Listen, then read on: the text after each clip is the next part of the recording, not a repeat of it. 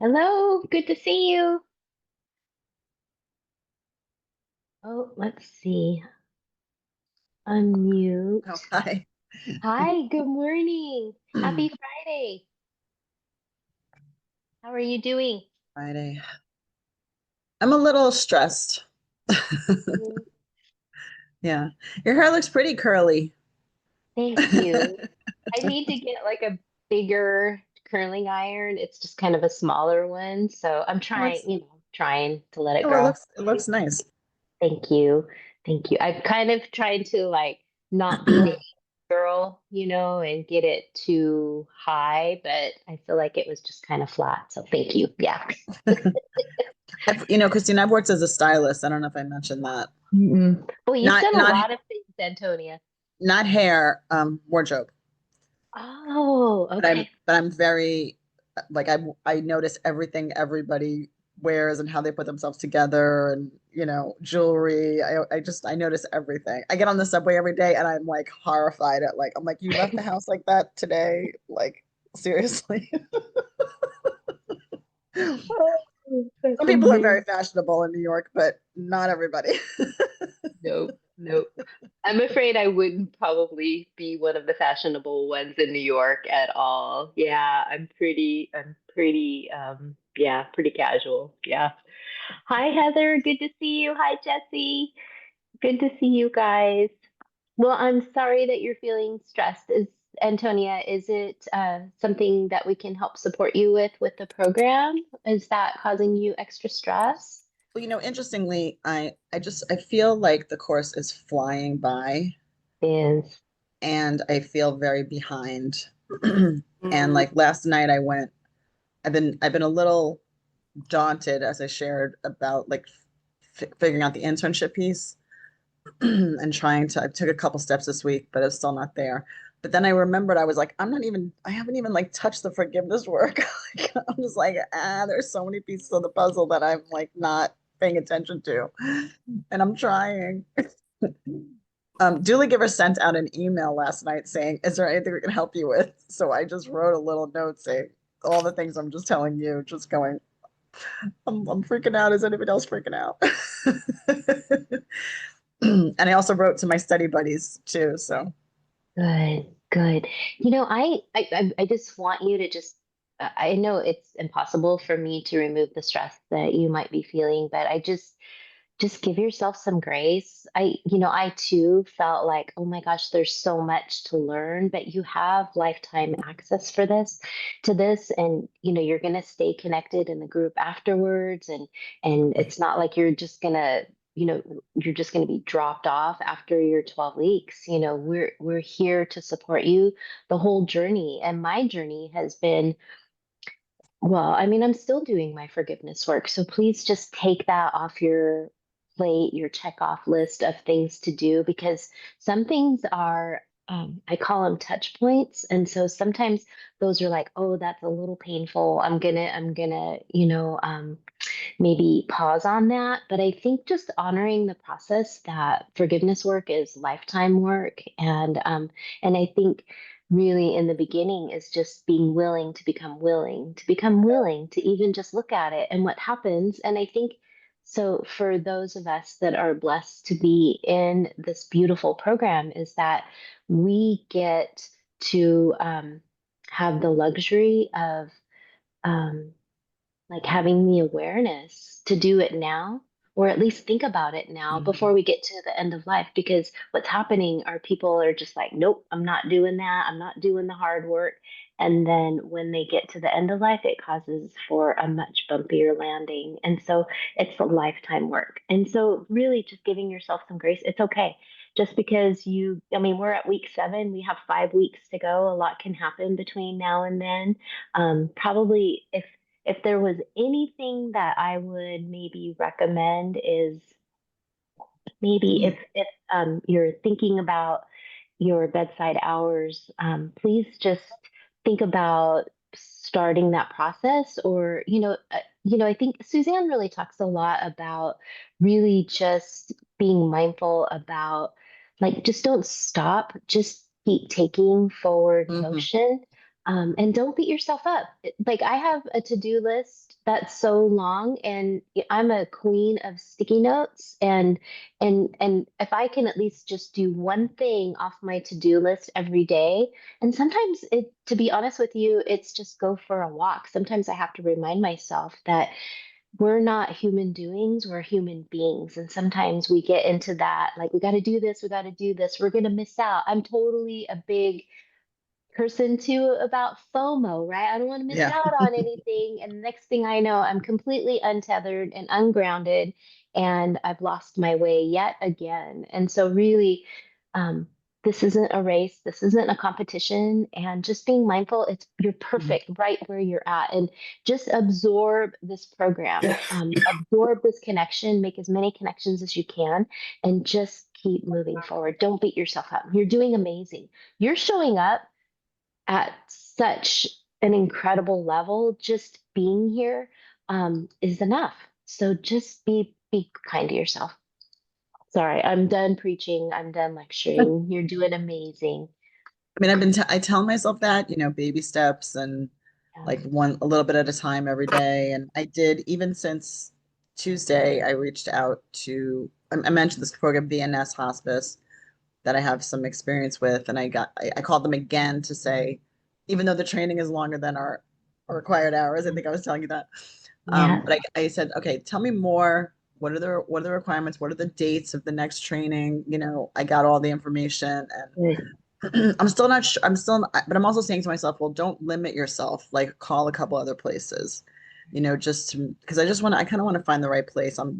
You know, because of what you were saying about, maybe having a relationship with them post internship, or continuing to intern, or volunteer, post the 15 hours like that. So I am trying to do the baby step thing. I think I'm just like hard on myself, and it feels like not enough, or it feels like, I don't know. You're doing perfect. So I was in the process of trying to make a post on Facebook. There is a woman who hello, everybody. By the way, welcome, welcome. It's good to see all your beautiful faces. Um, I'm gonna put a post about a woman. I'm not sure if you guys are familiar with Jill Bolte Taylor. She's a neuroscientist, and she actually she has written several books, but my favorite is My Stroke of Insight, and it just seems very timely because we're talking about stroke this week. And she actually had a stroke in her mid 30s, and she had what I would call a near death experience, and it's exactly what you're talking about. And I just really try to remind myself that a majority of us, me included, live in our left hemisphere of our brain. This is our analytical side. And if we start thinking that we know what the answer is, we know how to do this, and we know it needs to be done, then we totally dismiss what our right brain is telling us. And that's our intuitive side. That's our way of connecting with one another and dropping into our heart space. So she did a 20-minute TED Talk called My Stroke of Insight, and I'm going to post it in the Facebook group. It is so powerful, and it's just such a beautiful reminder of exactly what you're talking about. We can think, oh, this might be the best place. This, like sometimes we don't know if we just drop into our heart space, and if it feels right, Antonia, just go with it. Yeah, because we can think our way out of everything. So at least I can. Yeah, Yeah. good job. Good job. Hi, Erica. You've got your hand raised. Good to see you. Welcome. Oh, you're muted. Muted. Let me hang on. There we go. Okay, thank you. You can hear me? Yeah, yeah, yeah. Okay, so I wanted to talk a little bit about what Antonia just said, because I also have been trying to find my balance, because I haven't done anything, even learned anything like this in over since high school. So trying to balance the home, work on all of the many things. Yes, forgiveness is a big one, and definitely ongoing, because there's a lot of layers in that. But I just wanted to say I understand, and that's exactly where I'm at, trying to find the balance. And I just learned recently that I was doing like Monday and Tuesday, and then the rest of the week would be, all right, whatever else I had to accomplish. I just learned that I need to do a little bit every day. So I only just figured that out this week, that if I do it that way, then it keeps me in it. Do you know what I'm saying? So anyway, thank you, Antonia. That's all. You're welcome. Excellent. Thank you. Excellent. Excellent. Yeah, it's Thanks. perfect. It is so perfect. I always say, I use this phrase a lot, life is in session, right? And so we're going to get pulled in different directions, Mm, and we have to. I think there are so many beautiful lessons in this program. One of the big lessons, too, is self care. So we really have to put ourselves mm, first. yeah. And so right now we're in school, life is in session. We are experiencing, and not only are we in school and know that we are following our life's purpose, that this is our path, but we're also peeling back the layers of things that may not necessarily be healed within ourselves. And so Right. really, so just being tender with our tender hearts and Yeah. just being mindful that this is a powerful path that we are embarking on. And Mm, and I'm just so excited for you guys. I say this a lot, but I am not the same person that I was 5 years ago when I started mm, this program. I had a lot of work to do, some inner work, so that I can mm,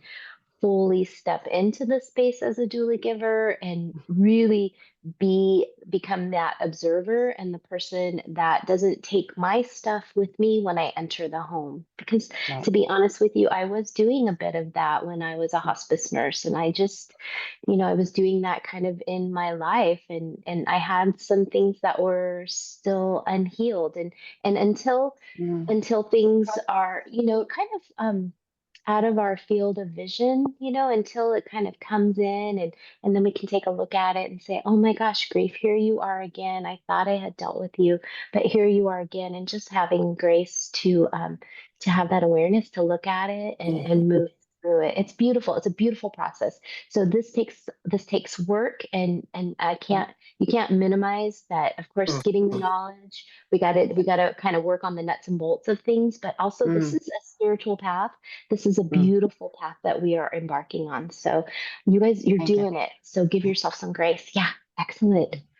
Hi, Thank you. Myra. Hi, Kim Renee. Hi, Gina. Hi, Lisa. Good to see you. Christine, welcome. And Clarice, you're here too. And Yeah. Letitia. Oh my gosh, it's so good to see everybody. I'm so excited that you're here. Thank you so much.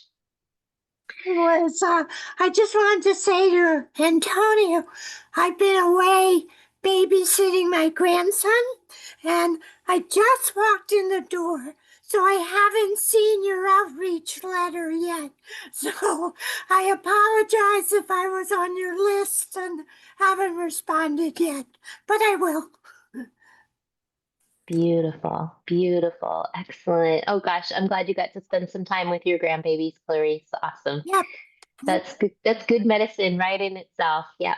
Yeah, it Perfect. was one of those rare times I left my laptop home. I didn't look at my phone. It was a good thing. That is a good thing. Oh my gosh, it's so important to remember to unplug. Oh my gosh, so important. I always think, I'm a little addicted. I have this confession, I'm addicted to my devices and I'm addicted to my emails, and it just drives me nuts. And so I've really been trying to make a conscious effort. I went outside this morning for a walk, and I had my phone because I want to listen to my music. But I'm like, what are you doing? You're out here in nature. And I had my earbuds out of my ears and I was listening to the birds, and I'm like, oh my gosh, this is what it's all about, right? Is just to remember to be and unplug. We have to do that.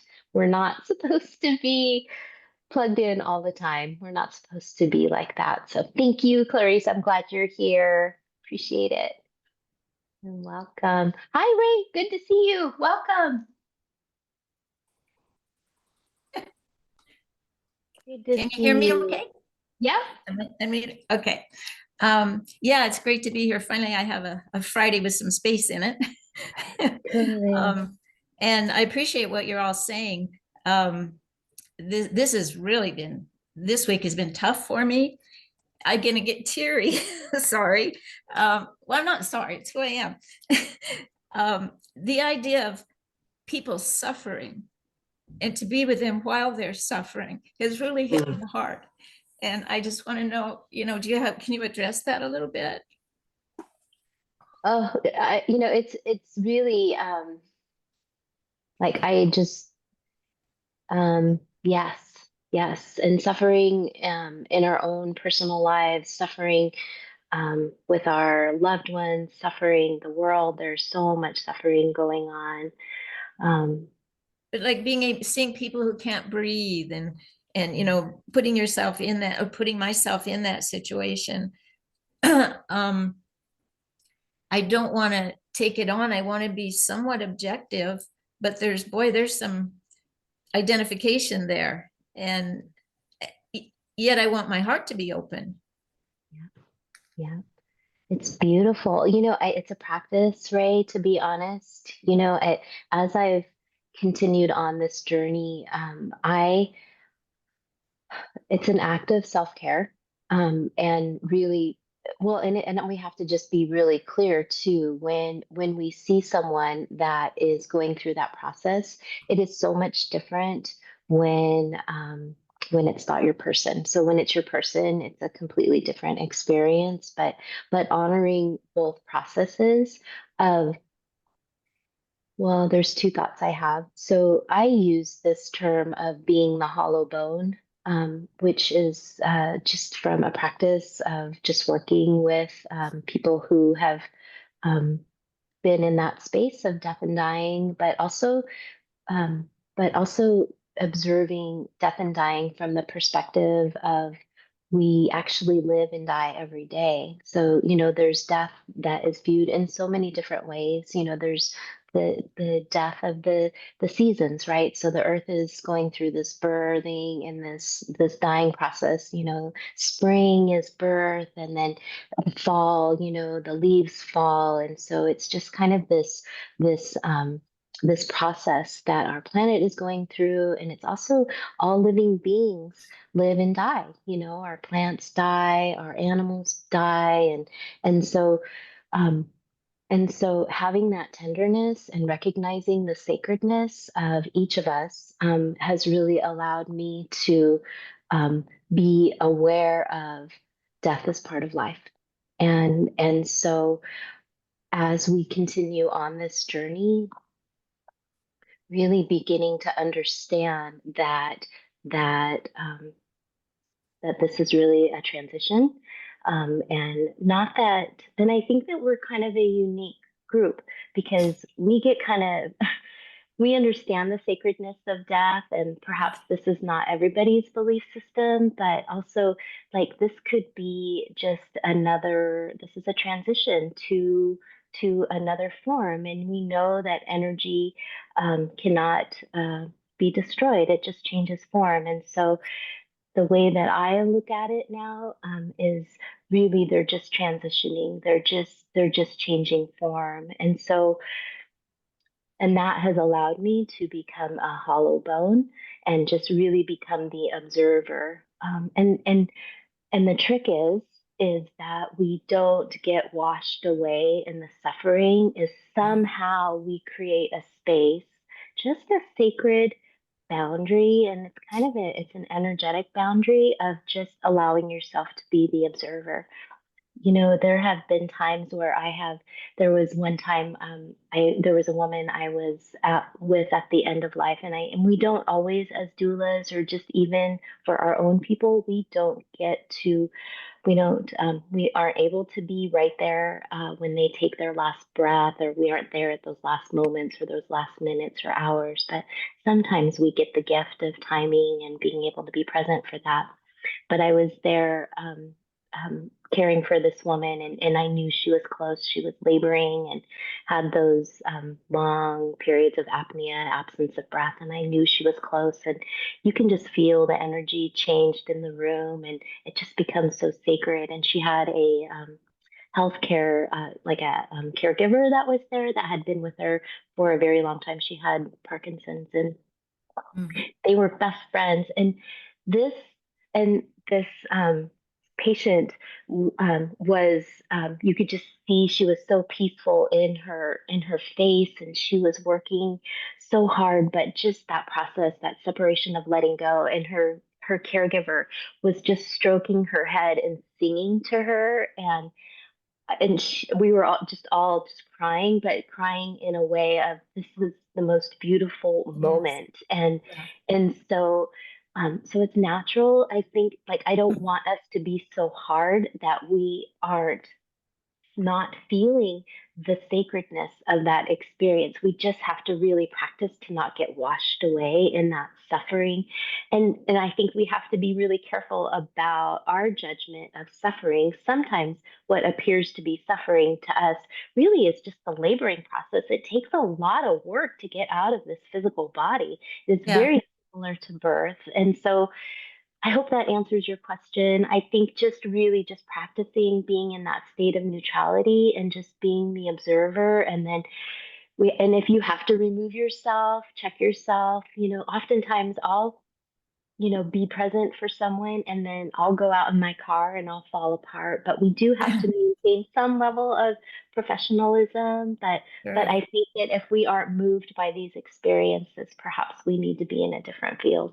Yeah, yeah. And the idea of death, the transition, I love that. I'm fine with that. It's something that I've seen and been present with, and it's the illnesses while they're suffering through their illnesses that just hit me hard. That and when someone's choking, or if they have bed sores, or all the cancers and everything we've been studying about, and how it's so painful. And I think that part of it, because we don't have control. And as doulas, yet, like you said, we don't give the medication.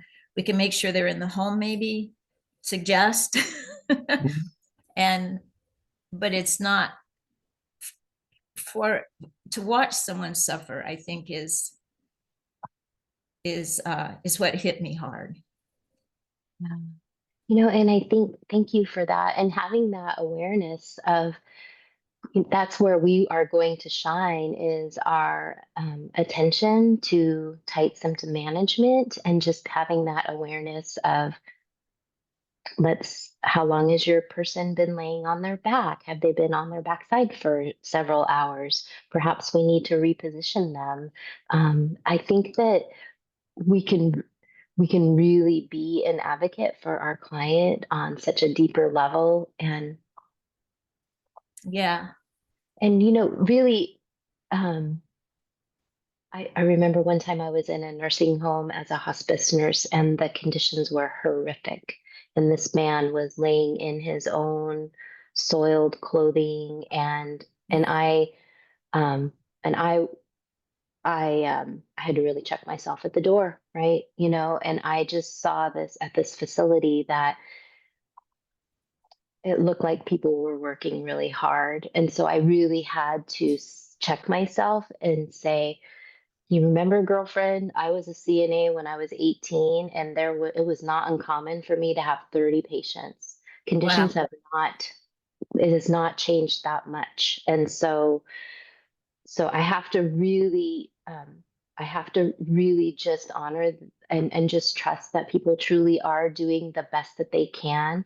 And sometimes it creates, I have to step back and I have to say, this could be an opportunity for education. And so if I step back and not be in a place of judgment, but really participate in seeing if I can be helpful, and not being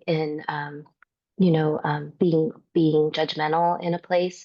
There is just so much suffering that's happening. I remember a person who had a bed sore that could have been really avoided. But again, I think that we just do the best that we can. And I just have to trust that our healthcare workers are doing the best that they can. That's why it's really important to have people at home, because I feel like they really get the best care, even though the caregivers are exhausted and they need help too. It's really Yeah. an overwhelming system.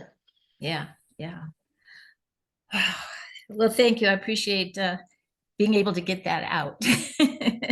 Yeah, we do the best we can and provide education and support the best we can.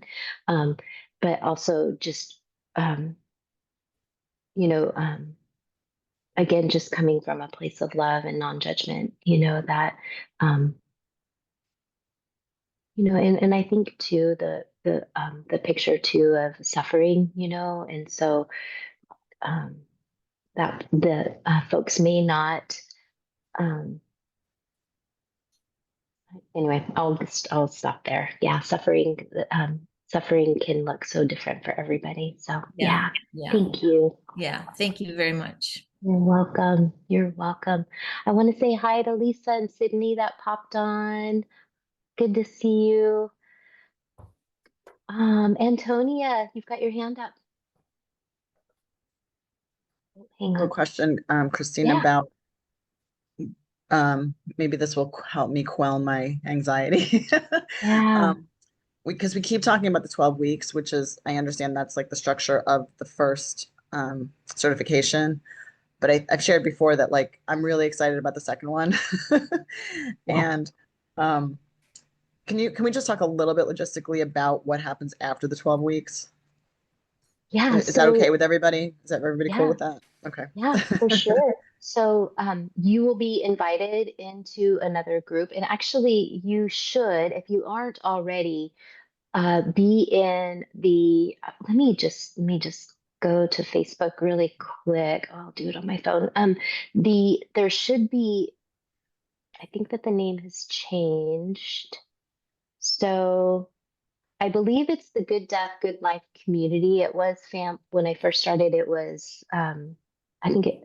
I can't remember the name has changed, but it's but that would so the Good Death, Good Life community is just this whole community of doula givers as well as people out in the community. You will also be getting a whole bunch of information about follow up of how to continue with your journey, but you will have lifetime access to this program. You will also be um, I'm so sorry I can't let me write that down, Antonia, because I want to make sure there's so much I'm still learning about that process, but you'll be, yeah, you'll be getting an email for follow up. But there is the Good Death, Good Life community Facebook. There's another group. Okay, I don't want to mess it up. Let me put that in my notes, and I'll put that in the chat, or I'll put that in the Q&A afterwards, Antonia, to make sure that you're never going to be left alone. There is just this huge community. I love the so as we step out of the space, because we're in our own little special bubble right now, and when you really begin to get comfortable in your training and in your role, once you have connection with the other doula givers, I would call them senior doula givers or people that have been actually doing the work.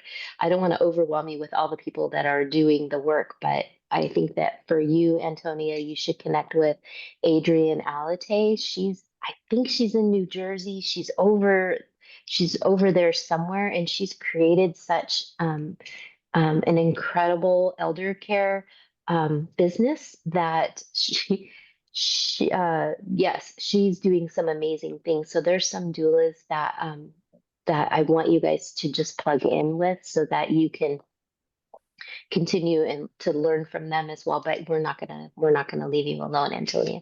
We got you. So, but let me put in the chat about the Facebook group and the I think follow up. my understanding is there's three Facebook groups. There's one just for our spring semester. There's one for general, like everybody who's Yeah. taken this course. And then I think, I'm not 100% sure, but the Good Life, Good Death, I think is more about the book, Okay. which Yeah. I'm in all of them. I was Oh, on the you book. are. I Okay. was on the book. Okay. I was on the book thing yesterday. Her call, once a month she's doing a book talk, and I started reading the book too. Read 2 chapters. Yay. And it's a lot of bad news in the beginning, by the way, about this stupid country and all the things, but um and but anyway, I'm not going to go down that road right now. So I'm doing I have my fingers in a lot of Christine stuff, you know what I mean, besides the course.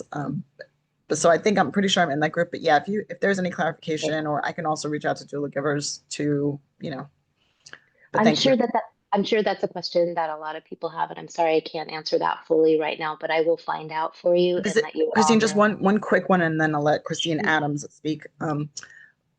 It's more self-study, the second and third certification. Yes, Okay. yes. So the 12-week life training is the certification for the end of life doula portion, and then elder care, which is its own certification program, is self-paced, as well as the care consulting piece. Those are also self-paced. Yeah. Okay. Technically you could have all of these programs finished in 16 weeks. And so also there's so much, like, again, I don't want to put the cart before the horse here, but just, stay in today. But just know when you are finished with your certification course, you're going to get an email that will really give you additional information on how to build your business. So we just really, you know people, like, I don't know, I can really get lost in the details and the specifics of what's this going to look like in 6 months, and trying to already build my website and all, like we're gonna walk you through all of that. So just remember that, right now, focusing on what you can do, maybe just focusing on your bedside hours and then getting your certification complete. I mean, there are some doulas that are just fast tracking it, and they're doing it, but we also, we have life, and things happen. We got to breathe, we got to eat, we've got to do life. So yeah, so we've got you, you're not alone. And there's so many um, business building tools that you guys are going to be so blown away by all that's available. So yeah, stay tuned and I'll find out. Yeah. Hi, Christine, good to see you. Hello. Welcome. Hi. Hi. I was just looking on Facebook, and that other group is called the Good Death VIP Community and Okay. Insider Circle with Suzanne O'Brien, RN. And that one is around her book launch. Okay. Thank you. Yeah. I got the email last night, I guess, from Erica about this past week. And she goes, "Oh, if you have any questions, reply." And I did. And I don't know what I was thinking. I thought I wouldn't hear from anybody, but it's live people who actually respond. And the one thing I've been struggling with is the homework, because I guess I'm just I guess in my head I'm making it more difficult than it needs to be. And I was quite surprised about how the classes affected me so far. I mean, I lost my mom 3 years ago, lost my dad 2 years ago. Mom had Alzheimer's, dad had Parkinson's. So when I looked at the list of the 10 diseases, I'm like, excellent. Um, and yeah, so and the one thing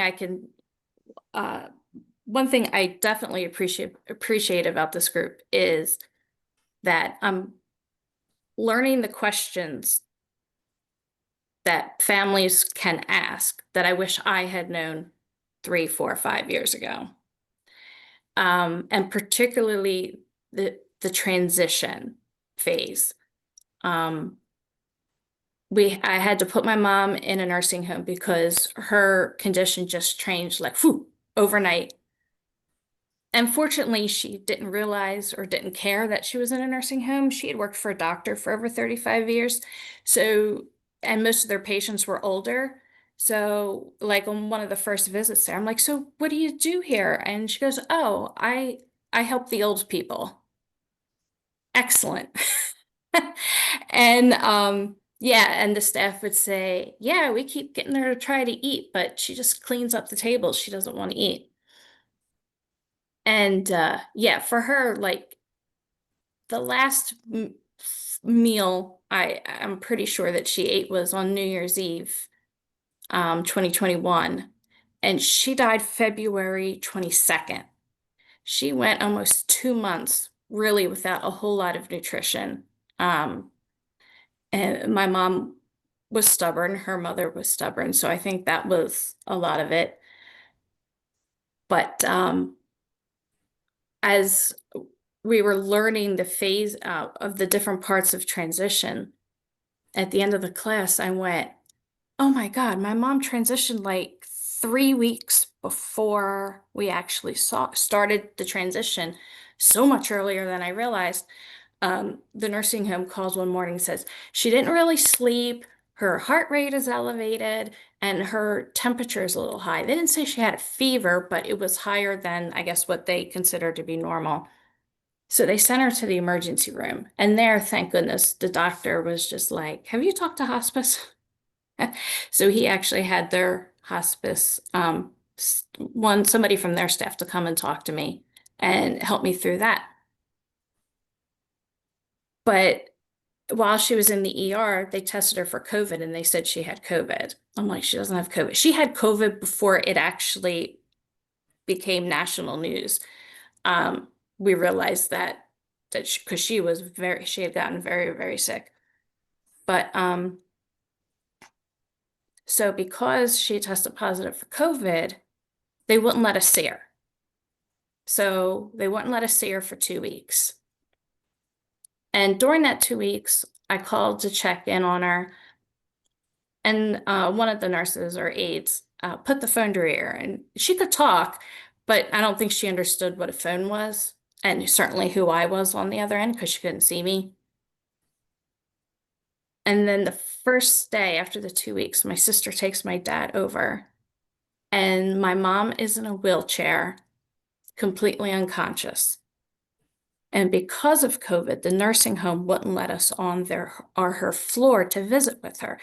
They would bring her down to the lobby, which was the entrance to the building. So the doors are constantly open and closing as people come in and out. And my mom was unconscious in a wheelchair. And I was like, what the hell just? Because they had said, oh, hospice is like, oh, she's having some anxiety, so we're going to prescribe an anti-anxiety med. And I was like, yeah, sure, fine. So I'm thinking that they've overprescribed her.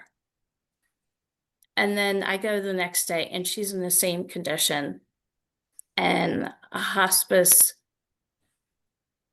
I mean, they were wonderful, but it just felt a little unorganized. And they're like, oh, okay, we'll just give it to her at night. But to see her in that condition, and I was filled with guilt. What did I do? What did I do to her? Because I thought, oh, it's this medication, when in reality, she was transitioning.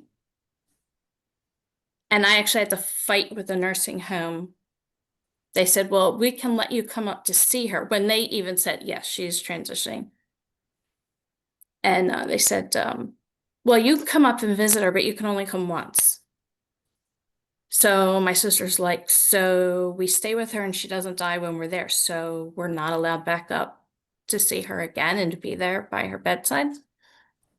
They said, well, we'll bring her down to the lobby in a wheelchair, unconscious, just days from death. And I called and I emailed everybody, and lo and behold, I said, this is inhumane.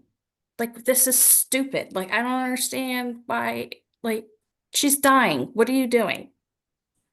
So they did let us up. So we had 2 days where we were able to get family. My daughter came home from college. My nephew came home from college. You know, we got my dad's siblings. We got my dad in to see her one more time. And so my sister and I and two of our cousins, we were at her bedside, which was perfect because I don't think she would have gone with dad at her bedside. But yeah, so all this is just bringing up a lot of the questions I wish I had known, and not anger, but just like, oh, well, this just makes so much more sense.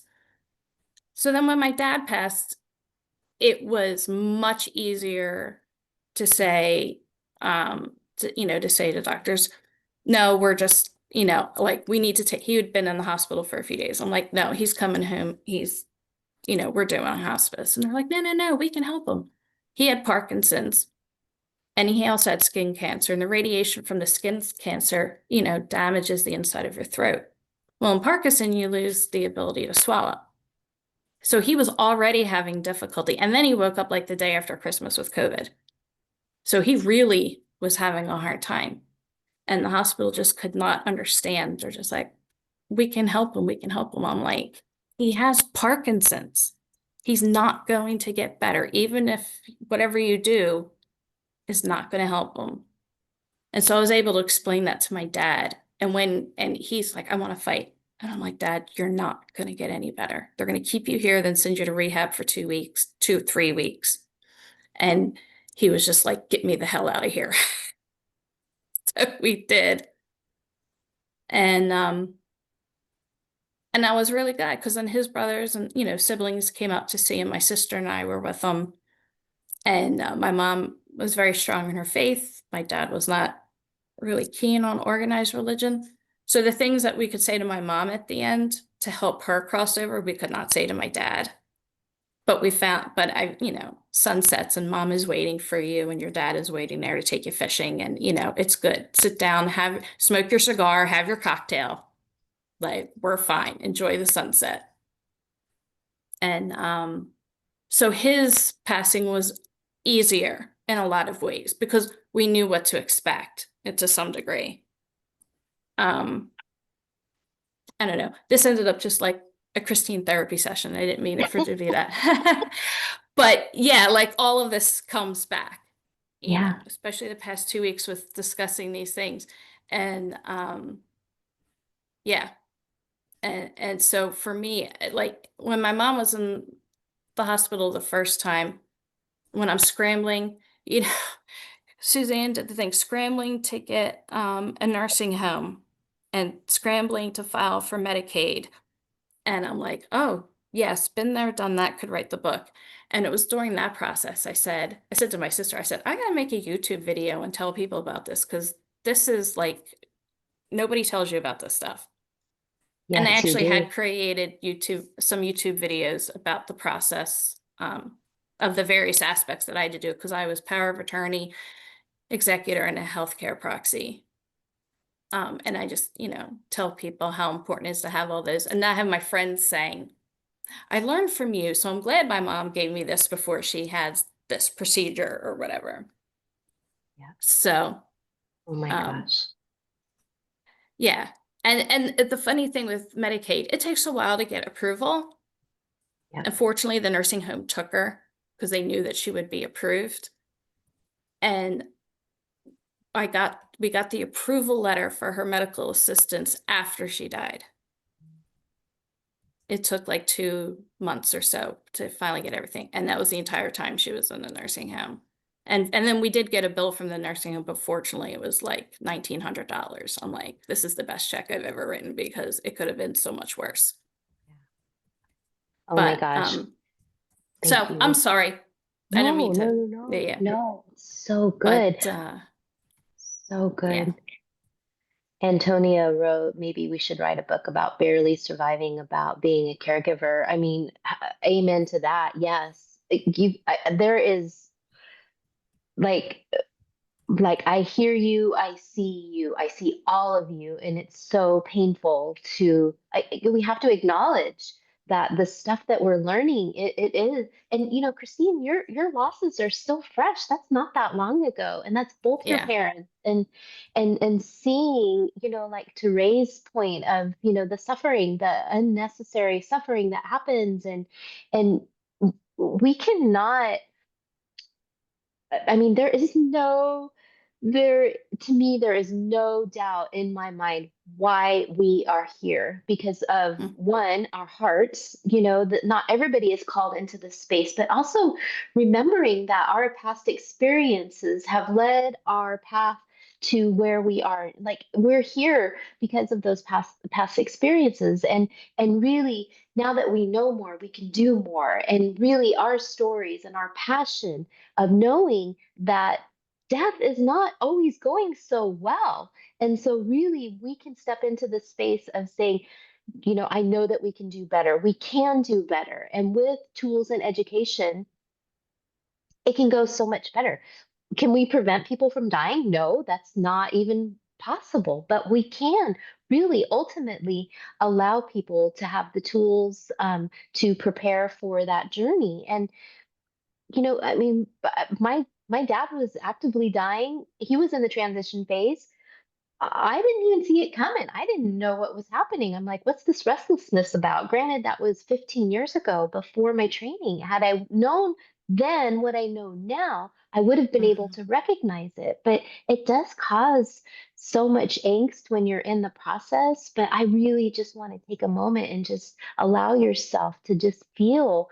This is exactly what we're talking about today, is just feeling into all of the stuff that we're learning is just bubbling up, all of the stuff that is still a little unhealed within ourselves. And really, we can let it bubble up and look at it and say, oh, here you are, grief.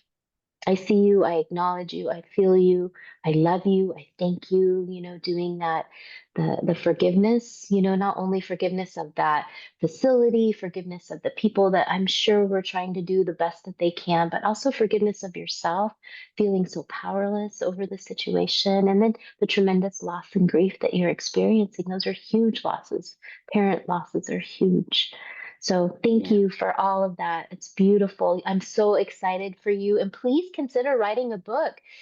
Sometimes we have to just raise our sword and say, this is not going well, people. And let me tell you how it's not going well. And let's put our arms together and our hearts together to really create change that can really truly happen. But this is how it happens. And one of the things that as a caregiver, family hears about, like, while my mom was still living at home, my sister and I, we would take turns like every other day going to get her out of the house because she drove my father crazy because he understood she had Alzheimer's, but it would upset him because she would be like, I don't know who you are, or you don't help me, you don't love me, and all those things. And so we would say to family, like, yeah, please come take mom out to dinner or take her out to lunch or whatever. And nobody, my sister asked them to have those family who have younger kids. Oh, have them draw pictures. My mom loves the pictures. We'll put them on the door. And nobody did anything. I mean, they loved her when they saw her, but we actually had to reach out to one of her cousins who we never see and say, can you come and spend some time with her? Because, like, I was going to be somewhere, or my sister was going to be somewhere. And she came. My mom didn't know who she was, but she just thought of her as a friend, and they had a lovely time. Um, but that's one thing I want to say to people is, like, when you find out somebody has a serious condition, don't say to them, oh, what can I do to help? Don't say it unless you're actually going to do it. And don't even say that. Say, I will bring you dinner on Thursday night. I'll take the kids to basketball. You tell them what you're going to do. Don't just say, oh, call me if you need anything. No, I need stuff 24/7. So yeah, that was one of my big takeaways from the whole experience is don't tell me you're going to help me if you're not actually going to do it. Maybe that should be the title of your book, Christine. Yeah. All right. Now you got me Yeah. going. Oh my gosh. I think we need more people like you to just like that bring that fire in the belly. Like it can go better. I have this. This is how change happens. This is how change Mhm. happens. Ray has already put in the chat that she's written a book. Like you get that published, Ray, and you just get, I think that for me, watching things on social media that says, my life is amazing and, this and this and this. I want to get to people that like have been in the dirt, have been in the trenches, and I want to get to the juice fast because that to me is part of being in that human experience. It's empowering. Like we can all be in our suffering cycle. Like I know it's hard, I know it's hard, I know it's hard, and it just goes on and on and on. But I want to hear from the person that said it was the most difficult, challenging situation I've ever gone through. And how did you get through it? Show me how you got through it so that I can also be able to to move past all of those hard things in my life. That's how change is happening, is just inspiring one of the next person. And it doesn't have to be a big global thing. It's just touching one person at a time. That's how change happens. So yeah, I'm inspired by you, Christine. Thank you. I found a quote that I just put in every planner, every notebook I've used over the past few years, and it's something like, God is using your present circumstances for you to help, later, and to help. God is using your present circumstances to help a situation later on.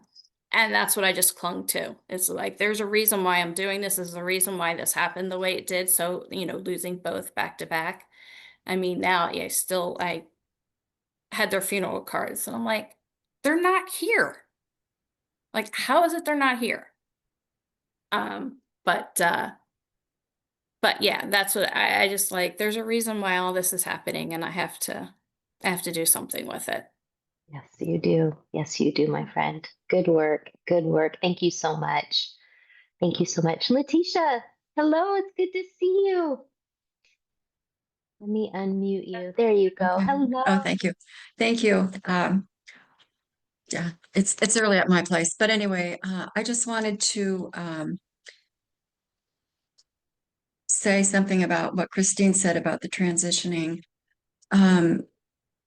It does happen so much earlier for some people, and the most recent case I had was a man that was transitioning about really 2 months before he actually went into the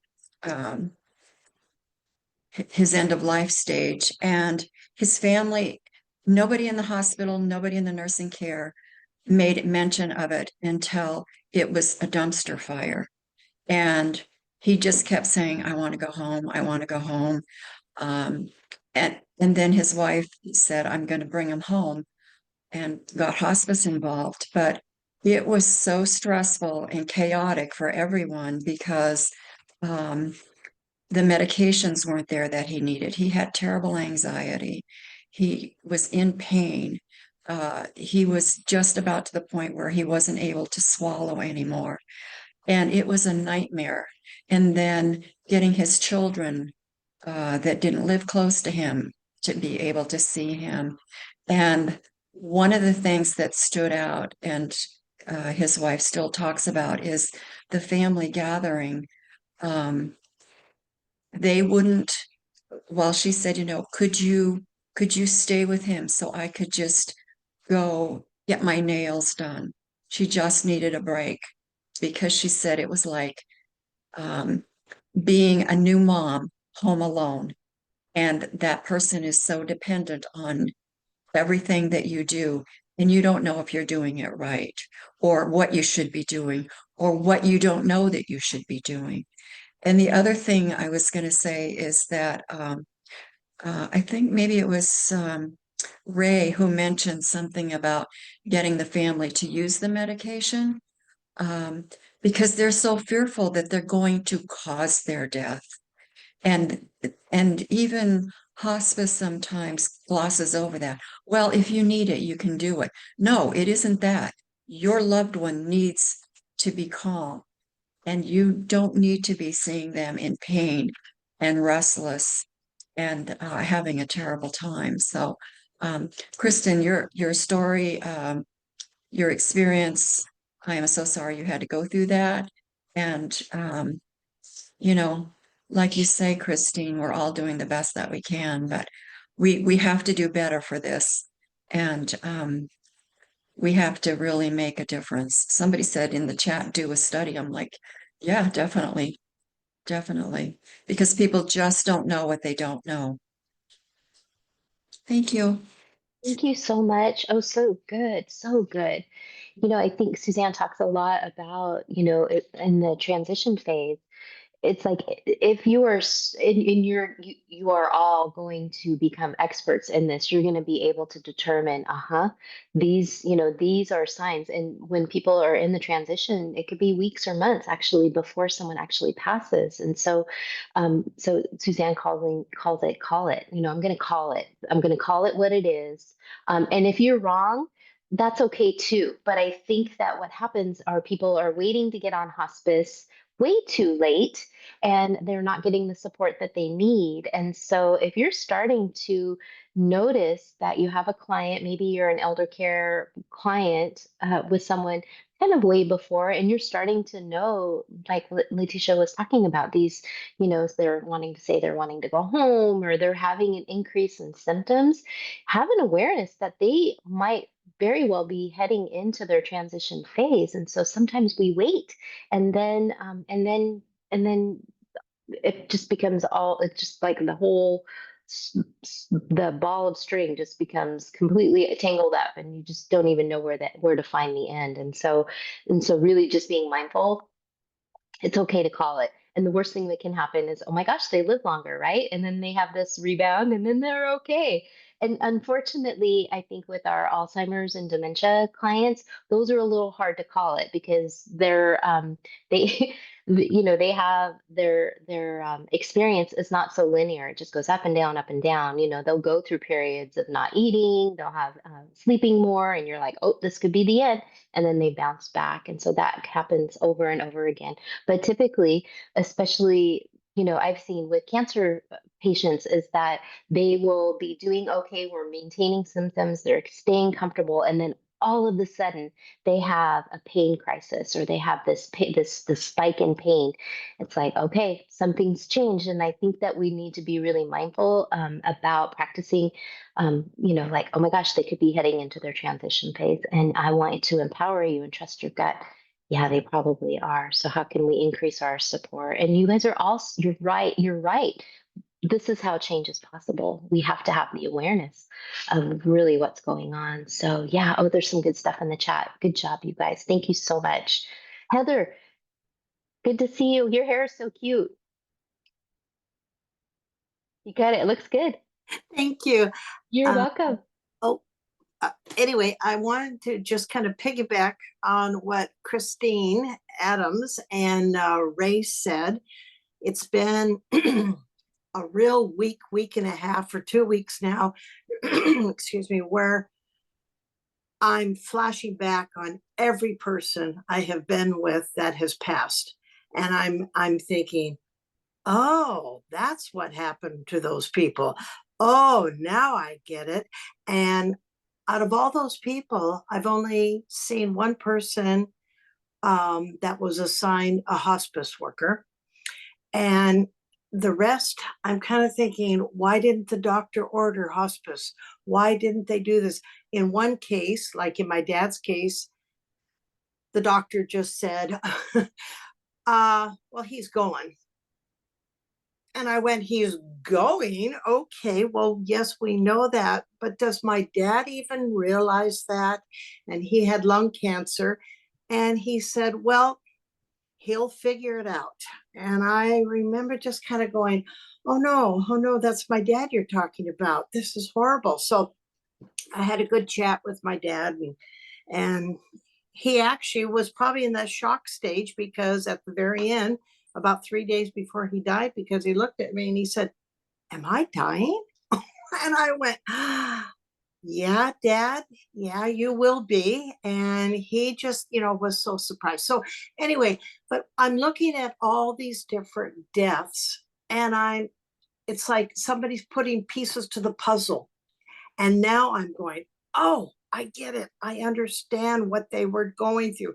I understand. I see why they were doing what they were doing. And it makes me wonder, like in Canada here, I'm wondering, did one of our friends, did he have extra drugs? Because when they found his body, he was fully dressed, laying on his bed. Everything was perfect. He refused to have surgery. And they found him, just quietly dead. And there he was. And so I'm looking at all these different people over the years, and thinking, wow, I can see what was happening with them now. And then it doesn't bring up any more questions, because sometimes a question will pop up in my head, but now it doesn't. I think, oh, I see the stage they were in. I see where they were at. I see how they coped themselves. I see how the body took over, just kind of did its own thing. And I've gotten a lot of answers. So it has answered a lot of questions, even though it's been kind of painful the last 2 weeks to always have somebody popping in my head and thinking, oh my gosh, is that what happened to these people? Oh, is this what happened in the hospital? Oh, is this why that nurse said this? Oh, is that why the doctor said that? And so all these things, it's kind of like all these memories are flooding back, which is good. And it's answered a lot of questions. And then on a positive note here, a good friend of mine, I've known her since I was 2 years old. We're old buddies. She lives in Arizona. She just sold her house because she said, you know what, I've got COPD and I can't do a house anymore. I've always been a single mother and all this. And anyway, she sold her house. She moved into this community where she bought an apartment, and they have it all fixed for her. And then when time comes, she will have assistants, but she can call right now nurses and anybody on staff. And then when it's time, she can go into the care home part of it. And so she has it all set up. And I'm thinking, that is the most brilliant woman I know, who has it all done. And everyone's saying, why are you doing this? Why are you doing this? She says, oh, with COPD, I can't do this. I can't do this anymore. I have got to make my life as easy as possible. And I don't want to do this to my children. So she's prepared, and I'm so proud of her. And the other thing was, the other day after using her nebulizer, she was saying, oh, I do it religiously. Every morning when I get up, I do my nebulizer. And then if the weather's warm, I go and get in the pool and, do this and do that. And so she says, but, sometimes at night I'm struggling, I'm having a hard time. And I taught her the little trick about the straw or pursing the lips. And I said, has anyone told you about pursing your lips, so you can get the maximum amount of air coming in when you, no. And I said, oh, great. So then I said, do you have a bedside table or anything like they have in hospitals? And she said, oh, I just got one. And I said, well, have you tried dangling your legs over the edge and just cross your arms and lean forward? I have no medical experience other than what you and Suzanne have taught me. And so here she tried it. And I said, kind of hunch your back like a seat, like you have really poor posture. And she said, oh my God, Heather, this works. It really helps to open up to get the lungs going. And she says, and I'm sitting here walking around with my little pursed lips. And she says, now I look like a really old lady. And I said, don't worry, we're all getting old. And I said, do whatever it takes. So anyway, she wrote back and she was laughing and she says, oh my God, sister, you should have been a nurse. And I said, no, I just learned this. I just learned it. And I said, my God, if I had known this, I would have been able to say this to my dad or to other friends. So I'm thinking, out of all this heaviness in the last 2 weeks, of all the flashbacks about how all my friends and family have passed, I'm thinking, oh my God, if I wasn't in this course, I wouldn't have been able to help my best friend. I mean, I've known her for 72 years.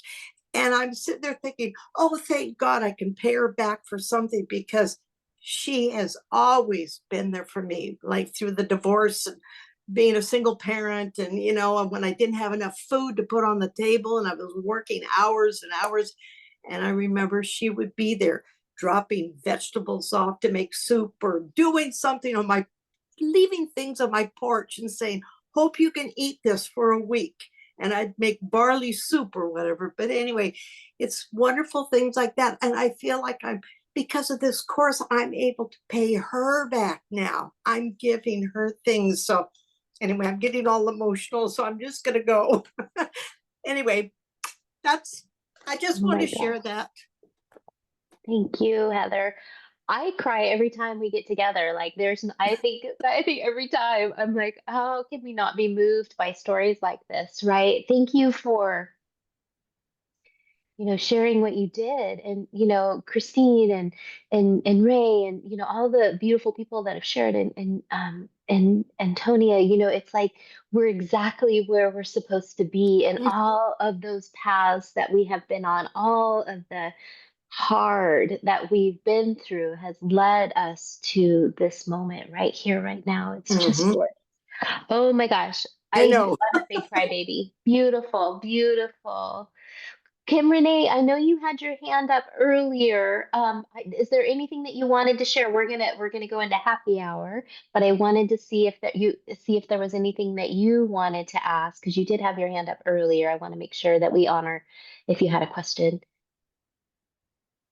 Yeah, okay, let me unmute you. Yeah, go ahead. Good to see you. Good to be here. I'm usually working during this time, so I'm off today because my birthday's tomorrow. So I was like, I'm not working on Friday. Happy birthday. You. I just had a quick question about like because I work, like how do people like navigate doing all of the things when they're still working that 9 to 5 type job? Oh, thank you guys. Oh, yeah, happy birthday. Oh my gosh. The birthdays are meant to be celebrated, so we want to celebrate you. It's excellent, excellent. Oh, I love it. Um, Thank you, Letitia. Thank you for joining us. I appreciate it. Yeah, thanks for joining us. It's such a great question. So, I think Suzanne, was working full time, and she just really she felt so passionate about this process that she just I would just encourage you, all of you, when you get your training, to every one of you have experience in something particular. Like you're drawn to, some folks are drawn to the care consulting piece. Some people are drawn to elder care. Some people are drawn to the doula work specifically. And so, really, after you finish your training, really begin to things will just kind of filter out of like, this is what lights me up. Not that all of the pieces may not light you up, but my recommendation personally, and this is how Suzanne has done it and lots of other people, and this is what I have done, is commit to one community event a month. And Suzanne has offered so many offerings in her trainings, but really the way that we can help promote and build our business, if this is something that you're wanting to do, there are doulas that are still working full time and then doing this as a side business. Some people are doing it, half and half. Some have just really dove in and have been able to do this as full time work, but it does take some time. And so if you're working full time, my recommendation is to really truly, and I know that our time is our greatest commodity, so maybe perhaps committing to one event a month. And what that will do is it will begin to plant seeds in your community. It will help for you to build confidence, and have I guess, I don't know, following is the right word, but you'll be able to start making connections in your community. The other thing that Suzanne talks a lot about is, especially as we continue on the training, is one of the things that will be brought up, and this is probably one, well, there's so many important things to focus on as you're building your practice and wanting to step out of that full time role, is to begin to develop a resource list. That's probably has been my greatest vehicle, is to create a resource list. You can do that now, is just go through online and and just start making a list of all the hospices in your community, and maybe perhaps even go one step further and pick out the marketer in that, like have a contact person for the hospice company. Go through all the list of funeral homes. You will be like the funeral homes. That's your secret weapon because they have connections. They have a wide reach of people in the community. Find the funeral director, maybe have a coffee date if you have time to do that. At least send an email. You're Yeah, I'm Julie linked up Givers. with them. Oh, go ahead. Yeah, I'm linked up with them because Perfect. my family had funeral homes. So and I have Perfect. morticians in my family. Perfect. So with the hospice, I did do the volunteer training. I didn't get Perfect. to finish the last piece of it. That was in Okay.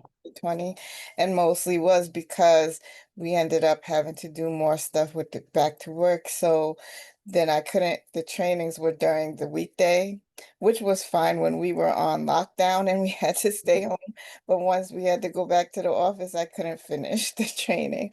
And so Yeah. it was all this stuff was more for people who were maybe retired or something. I know.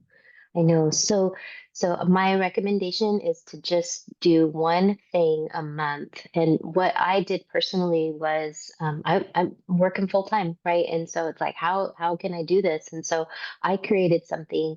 Um, I loved going to deaf cafes, but sometimes going in person. The one that we have here is only every 3 months, which just didn't feel like enough. Wasn't filling my cup.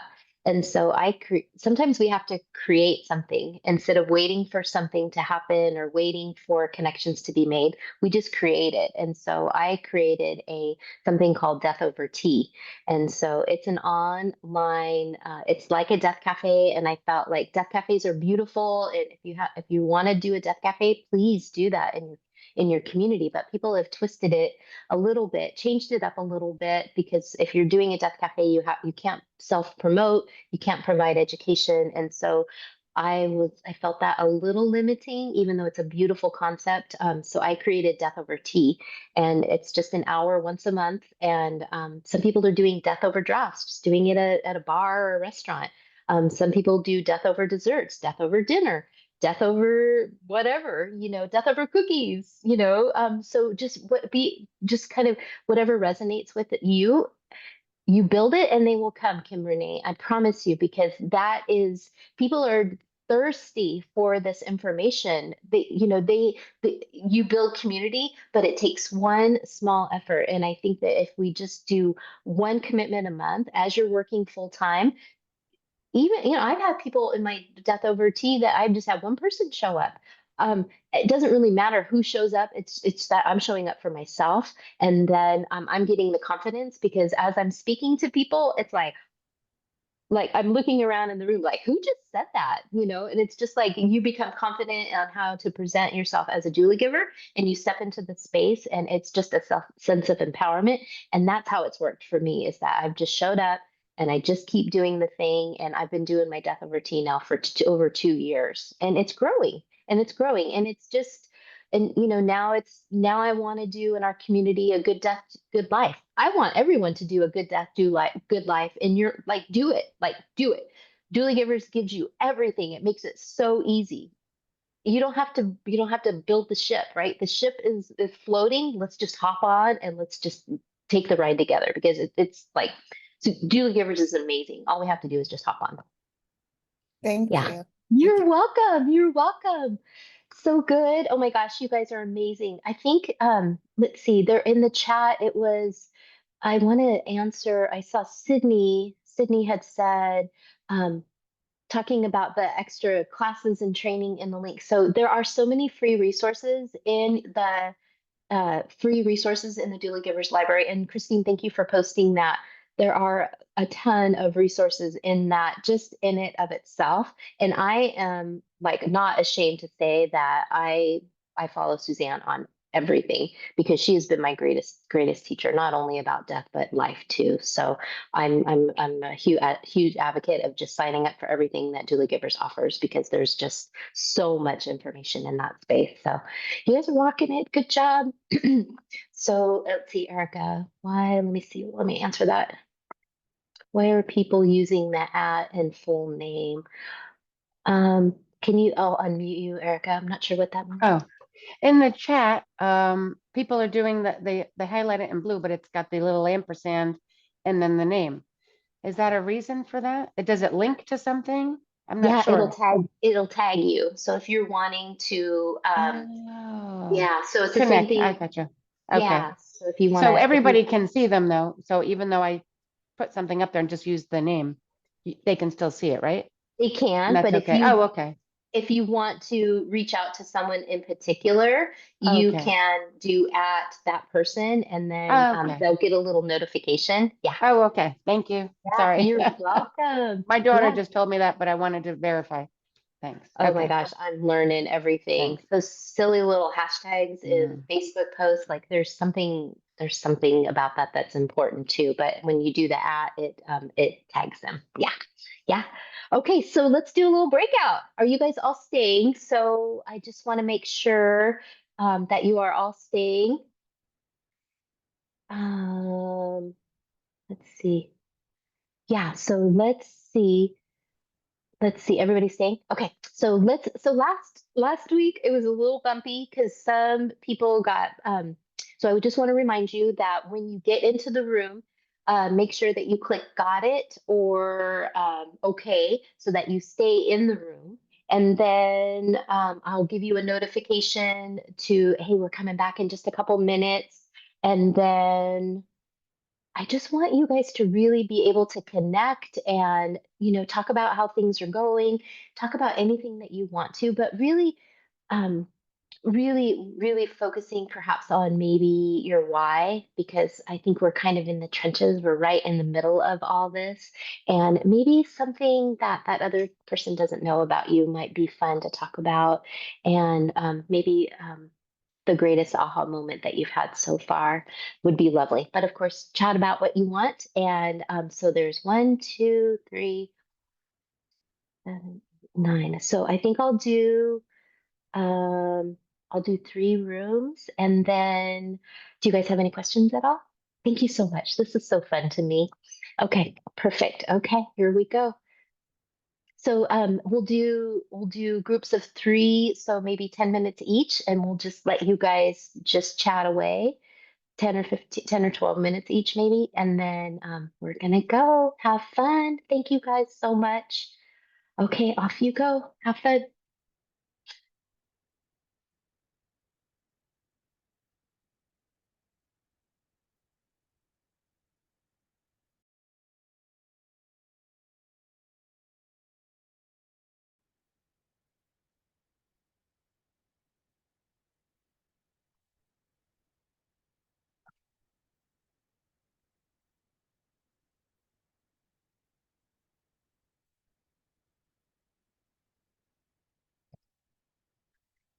I love when you guys all come back. You're all smiley. I just love it. I just love it. I love the connection. How did it go?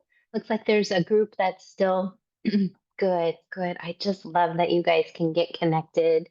Feel free to just hop in and share anything, any ahas, or we've got about maybe 7 minutes before we close up. Just feel free. I want to hear about it. I'm not in the insider group, so tell me, how was it? Feel free to just, yeah, go ahead, Heather, go ahead. Oh, there you go.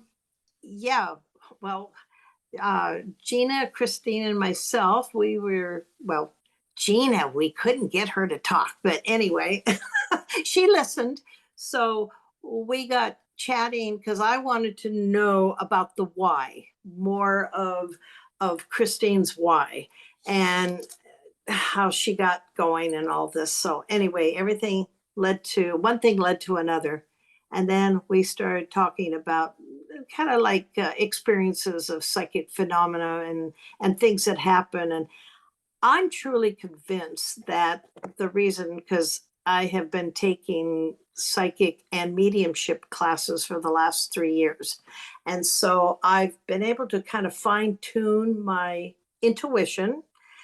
And I really think it's the bridge between the the hospice worker, the hospice, the medical, and when you transition into the afterlife. I really think that the doula is the bridge that just is supposed to be there to make it happen and to fill in the spaces, put the pieces of the puzzle in. It just seems like it's all supposed to flow that way.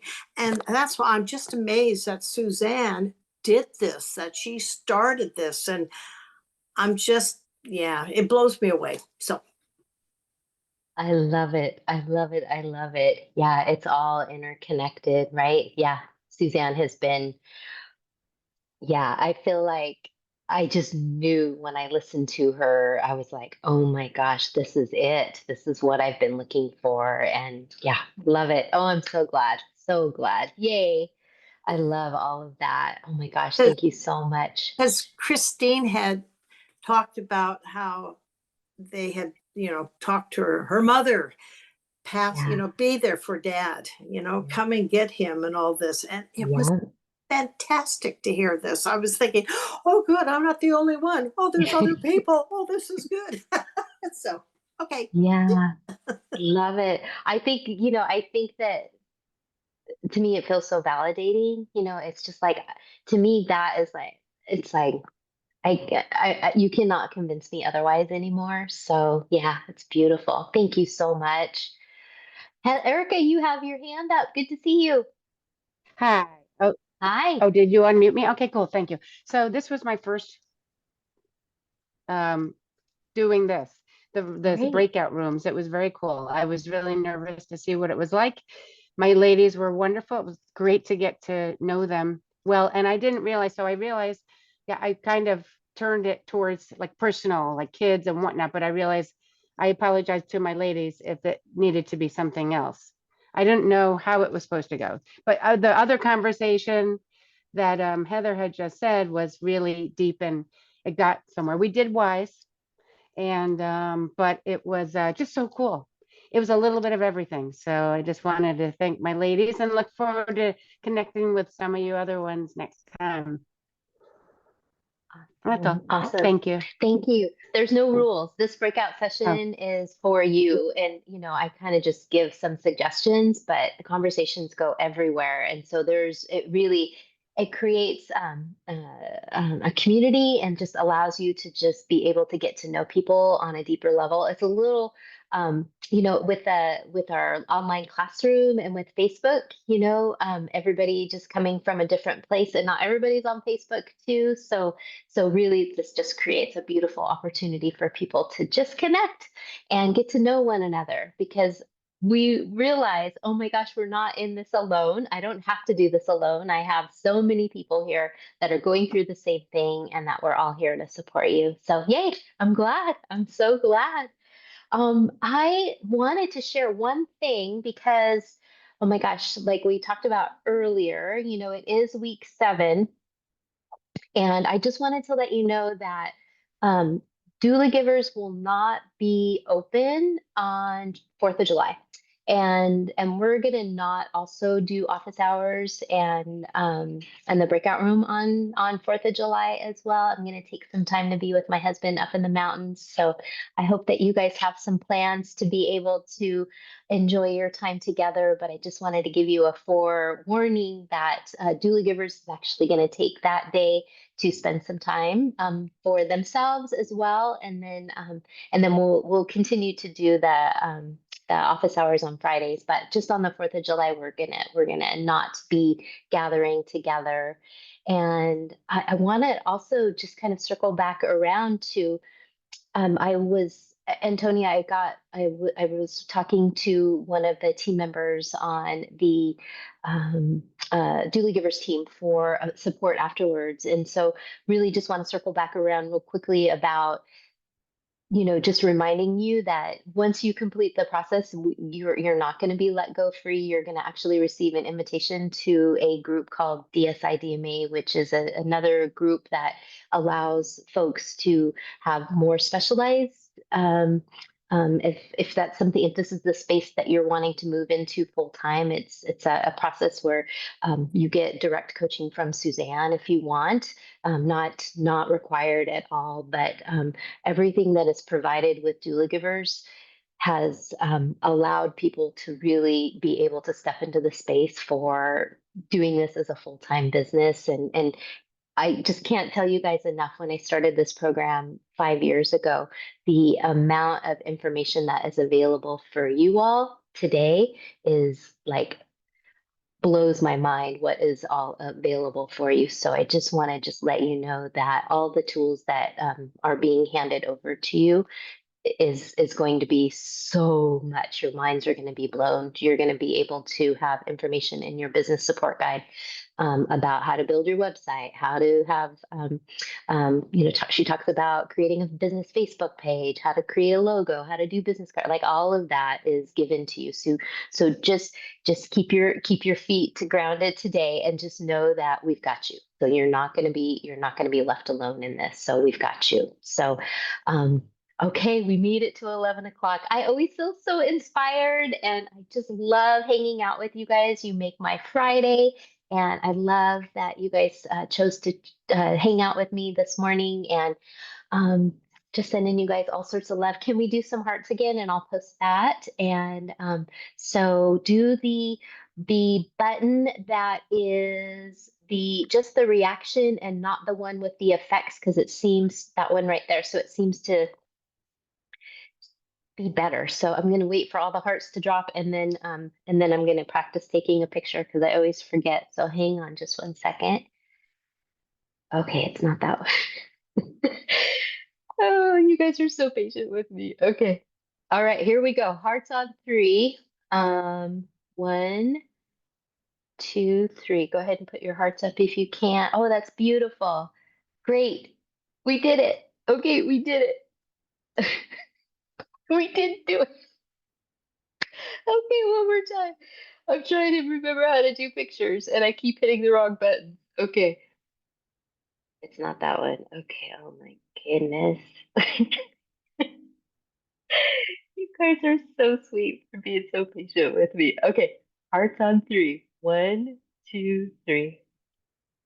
We did it. Oh, excellent. Excellent.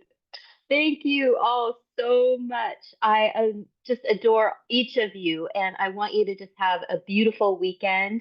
And we will see you on Tuesday night in class. I just posted that, my stroke of insight, in the Facebook group. So please take a moment to take that, get some tissues, because it's so powerful. We are all connected, and we're all here to support you. Have a fabulous weekend, you guys. Thanks so much. Bye.